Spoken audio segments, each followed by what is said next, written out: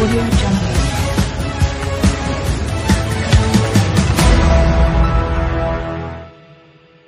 Dan salam sejahtera. Terima kasih Datuk Sudian hadir bersama untuk meraihkan sahabat sejati kami, Saudara Lim Kit Siang.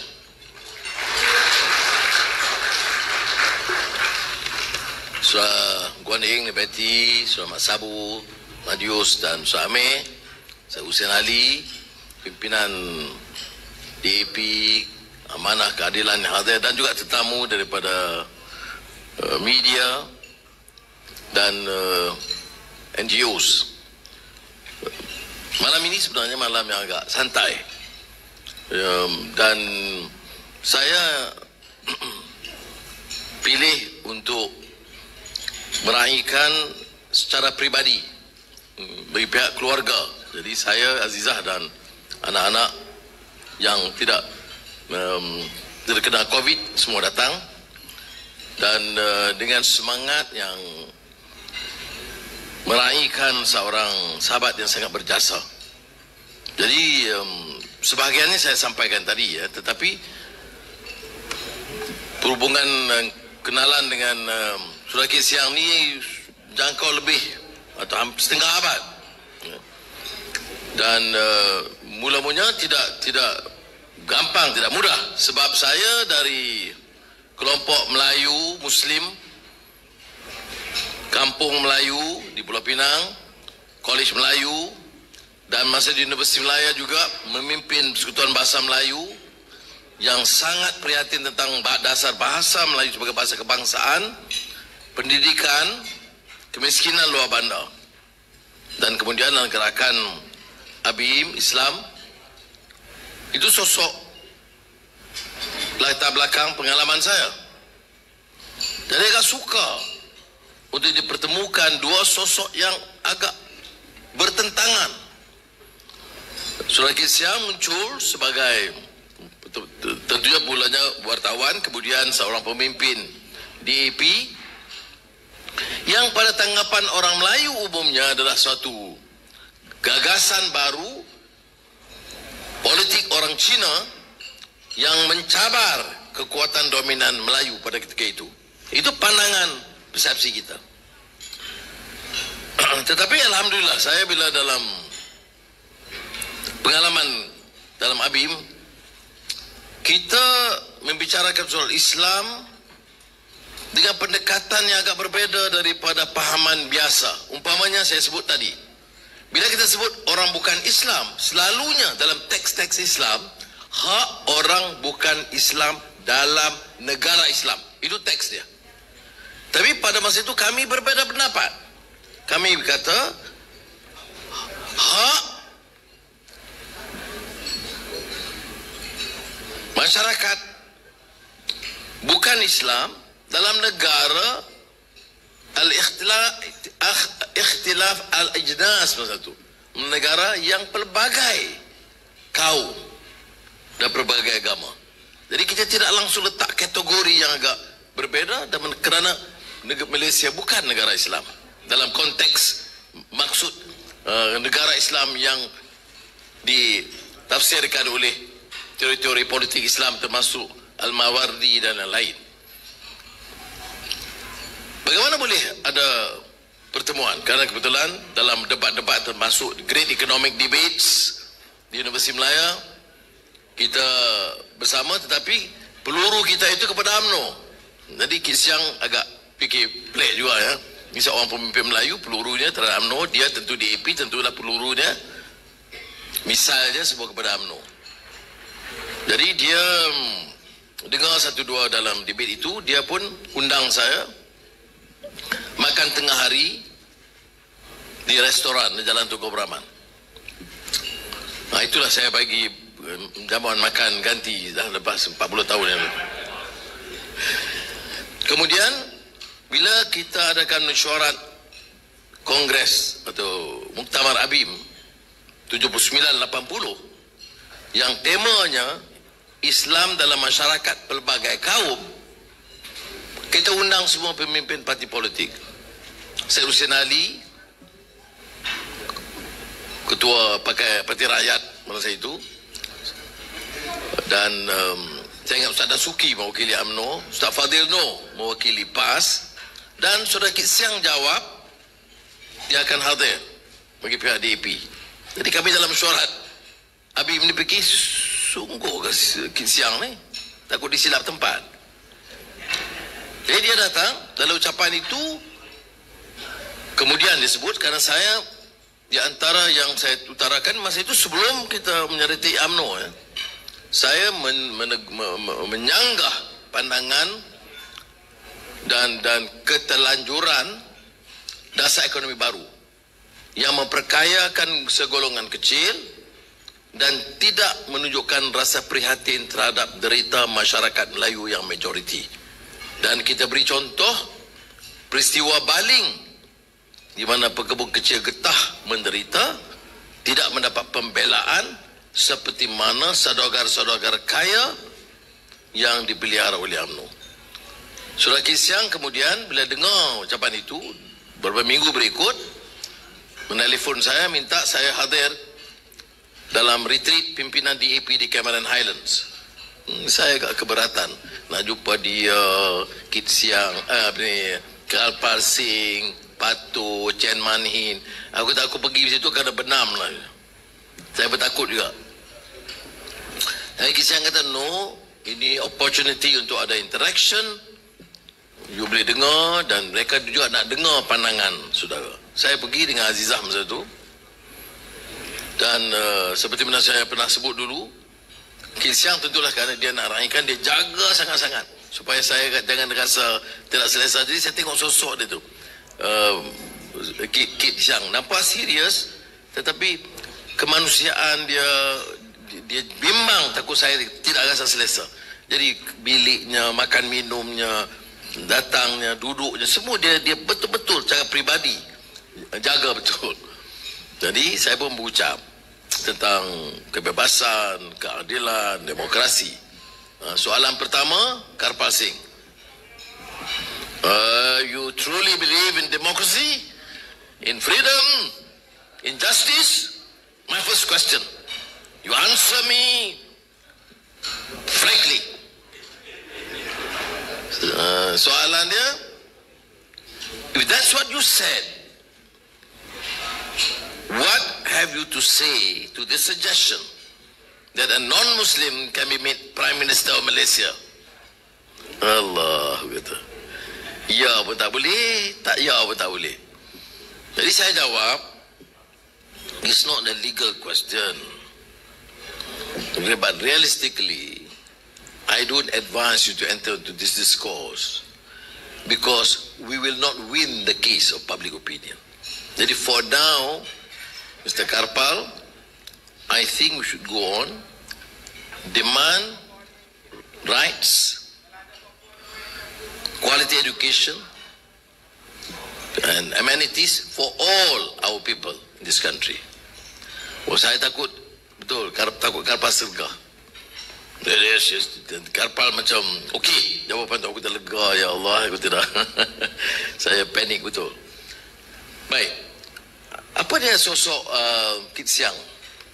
Saya masih lagi baru keluar universiti, masih pimpin ABIM. Dia dah keluar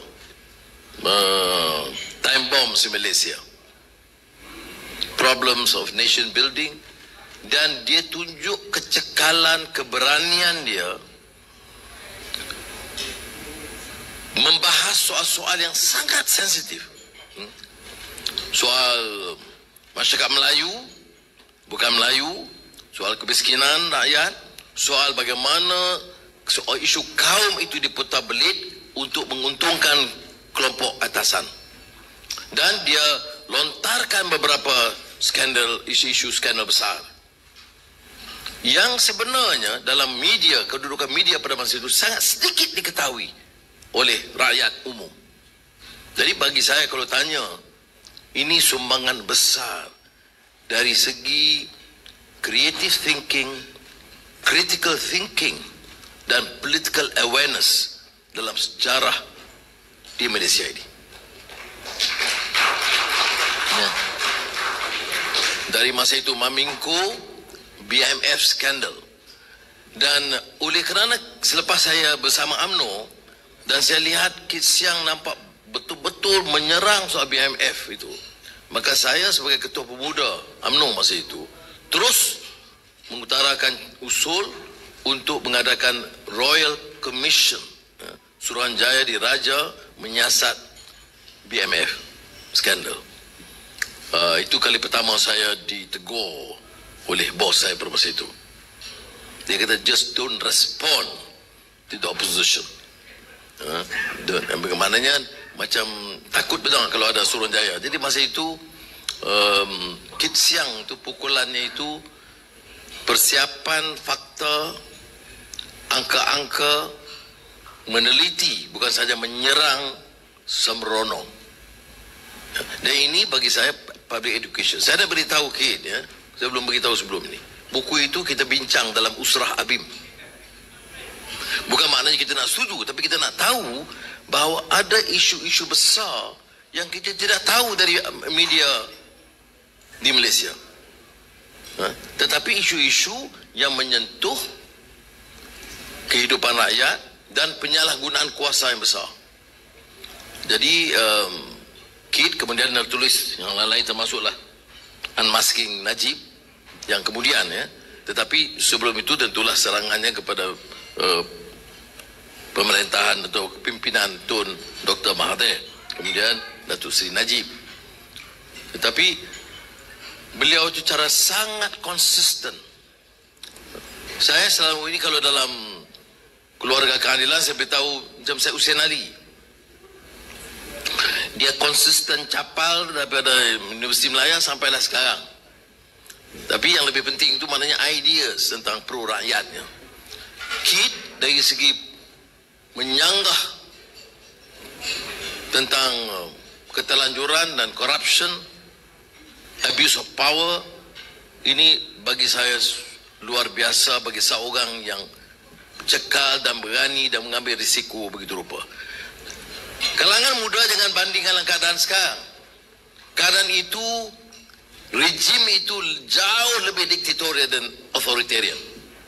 Dia kena faham konteksnya. Ya. Dia memerlukan keberanian yang lebih daripada yang kita saksikan sekarang. Orang tidak ada risiko umpamanya untuk mengambil menyatakan sesuatu dan risiko ditangkap esoknya atau hilang masuk lock up dan juga Akta Keselamatan Dalam Negeri tanpa bicara. Jadi bila kita nilai prestasi dan pandangan seseorang seperti Kit, kita mesti lihat juga konteks zamannya. Konteks zaman dengan sikap prasangka kaum yang begitu tebal bahawa pandangan umumnya masyarakat Melayu terhadap DAP itu sangat negatif, tetapi keberanian dia melontarkan kritikan yang keras terhadap pimpinan Melayu dan juga pimpinan MCA bangsa itu dalam beberapa skandal yang melibatkan juga pimpinan MCA dan MIC seperti krisis atau skandal Maika. Ada isu-isu lain yang juga harus kita ketengahkan. Prasangka ini juga menebal kerana sikap orang Melayu terhadap Cina dan sikap sebagai masyarakat Cina terhadap Melayu dan India dan lain-lain, ya. Prasangka yang ada, yang tebal. Di antara lain kerana faham kolonial, ya, terhadap metos pribumi malas yang dikupas oleh Hussein Alatas umpamanya. Tapi Kit Siang itu bukan saya bicara soal politik, soal kenegaraan, tapi juga soal sensitivity kaum dan prasangka. Dia sebut di antara lain, ya, berbeda dengan tanggapan sebagian orang Melayu. Melayu ini malas, Melayu ini tergantung kepada subsidi, Melayu ini tak kenang budi, senang lupa. Ini pandangan beberapa sosok Melayu yang lebih Inggris pemikirannya, lebih kolonial, berbeda dengan Kit Siang. Kit Siang pemimpin kaum Cina, apa dia kata? Malays work hard then. There were no lazy natives. despite all the produce going to the Japanese. The consequences of being idle were too horrendous to contemplate. This is Rob Kit Siang. There's a Malay leadership yang berikan pandangan berbeza, bahwa pandangan tentang sikap orientalis atau kolonial yang disebut dalam frasa the captive mind in development studies yang dikupas oleh sarjana usia atas yang saya sebutkan tadi. Ya. Dan pahaman ini masih ada. Kalau sudah baca Revolusi Mental itu diterbitkan oleh UMNO tahun 70-an, edited oleh Senu Abdul Rahman. Dia pandangan ini pandangan bertentangan dengan pandangan Kit Siang. Pandangan UMNO Revolusi Mental itu ialah bahawa orang Melayu ini umumnya tidak ada kefahaman, tidak ada kesedaran, tidak rajin bekerja, terlalu bergantung kepada kerajaan, ya, dan malas. Kit Siang menyangkal ini, dan maknanya kita bicarakan soal peluang dan kemudahan. Dan tentunya dia dalam politik dia lebih sabar, dia kurang menyerang pribadi. Saya masih ingat masa 98, masa kegetiran setelah pemecatan saya, kalau di kalangan reformis itu serangan terhadap Mahathir itu sangat keras. Kit Siang itu lebih menumpu kepada soal dasar, dan ini dia tunjuk kewibawaan dia.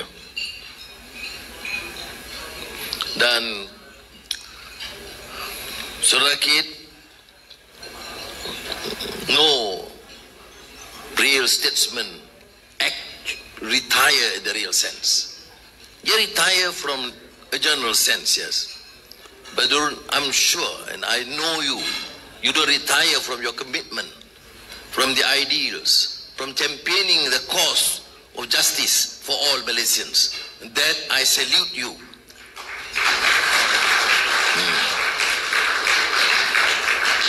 And of course, we are confronted with enormous problems and challenges. The prejudices may not be at the same weight as in the past, but clearly a question that we have to grapple with.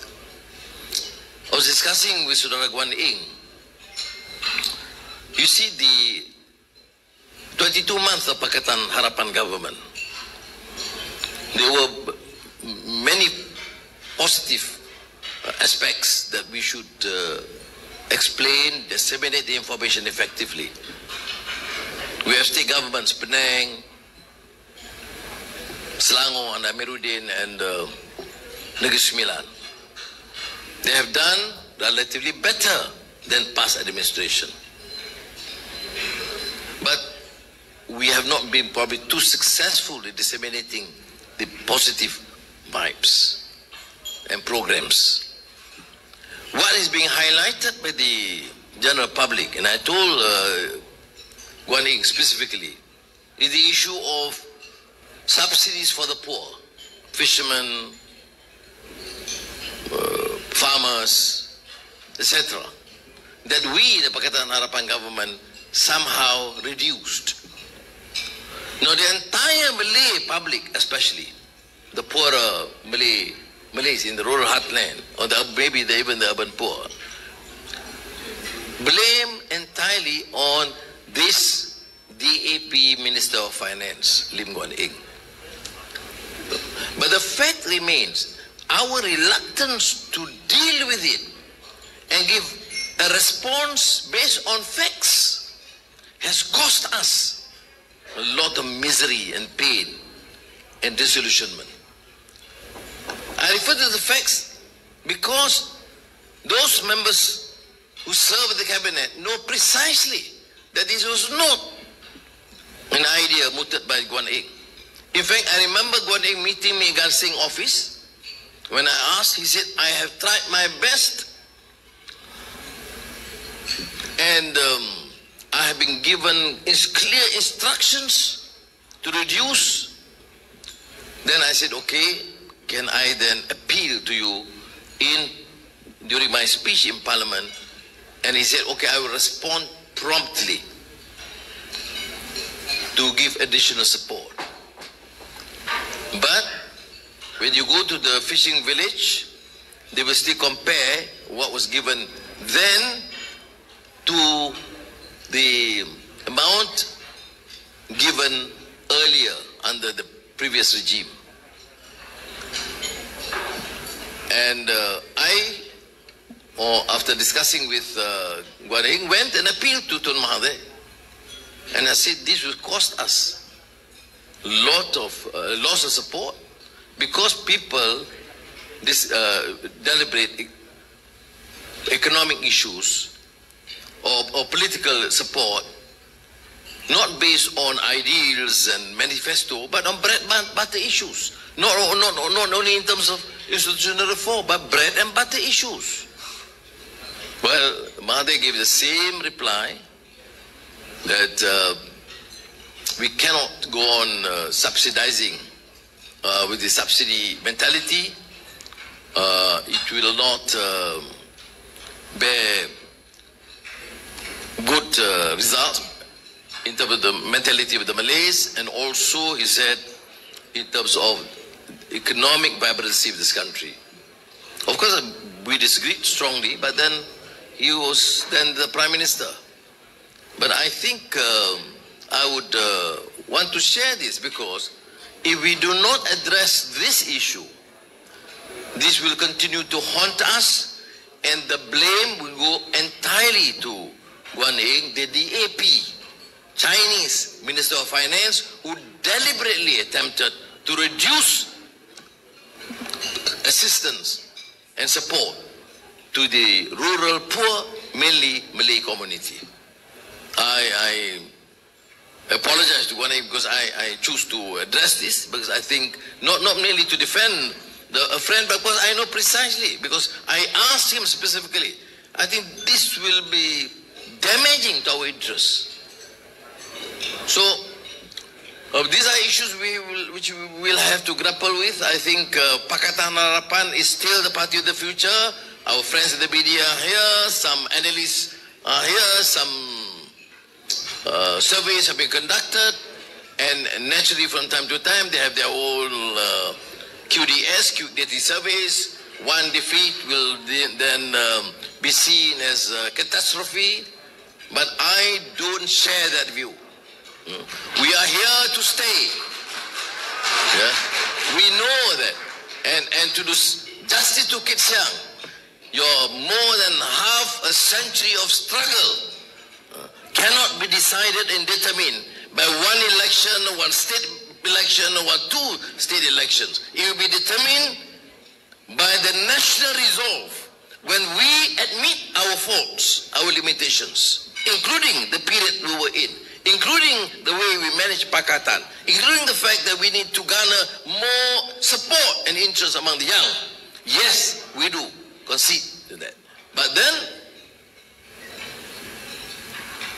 is then a viable alternative to the reform agenda? Do we want to bring back this country to the state of affairs of the past, as you see today? Scandal after scandal, squander after squander. Now, if we do not, then Kit, you are here to stay in terms of your spirit and idealism, and we share with you that the future remains with Pakatan Harapan. It is how we have this resolve to continue to work together as a team. I do share and accept the fact that people perceive us, either the issue of logo or issue of statements, maybe to do a bit more. We can make the necessary adjustments, but the policies are abundantly clear. Policies that was espoused not yesterday, not two decades ago. Many of the policies were said by you, Kit, and by Hussein here, in terms of championing the cause of reform and the poor, and that unbridled capitalism cannot be tolerated in a country where is plenty and inequality continue to haunt us. So that's what I want to share with you, kid, that more importantly, as a friend, you have been with us, and that's why I bring Azizah, my children, here.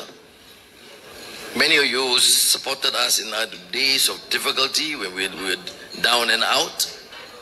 But kid, you were there for us, for me and the family. In a way, I do reciprocate. Let me tell you one small incident. The day Guan Eng was sent to prison, I met Kit at about 3 o'clock and rushed to the lobby to share my personal feelings. I said, I'm sorry, Kit, I don't believe that I can do much, but please take it from me, from the bottom of my heart, my concern, my sympathy, and please convey my respects to the wife and the kids. I said that. I mean, I thought it's only civil and decent. But here comes along a deputy minister from my party, UMNO. Okay, remember this well. Who is now a governor, who came and said, kid, oh, bagus lah, putusan. You know, so you can sense the level of not only pettiness, but I should add, inhuman or level of indecency. At that time even, probably in time get worse. Any normal, decent person would at least express concern. This guy came along in front of me, the then Deputy Prime Minister, talking to the leader of opposition, expressing my sympathy, and went on a tirade condemning. So I, in front of Kid, virtually chased him away. Okay? But what have we learned from this episode? That sometimes politics and power can lead some of us, at least, cause us to be totally inhuman, arrogant, devoid of any human feelings and considerations. You may have political differences. I fought hard when I was in UMNO against Kit Siang, the DAP. But one thing must remain with us, especially now that we are together, the sense of trust, comradeship, and working together as a solid team. What we are confronting now is systemic corruption, is the powers that be that's blatantly arrogant and corrupt. It's not an easy path. People can write about it, be critical from time to time, but they don't realize that we're going through demanding virtually a systemic change.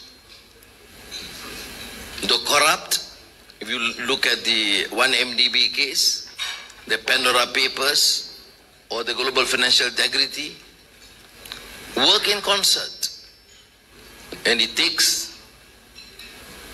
man of steel, the spirit, man of integrity, kid, the highest integrity, to remain consistent and refuse to concede and compromise in terms of your core values and principles.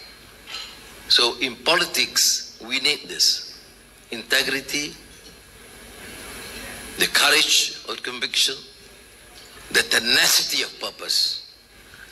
And Kid, you embody this spirit. And for Malaysians will remain proud of you. No amount of dato-ship or tantri-ship or tonship will ever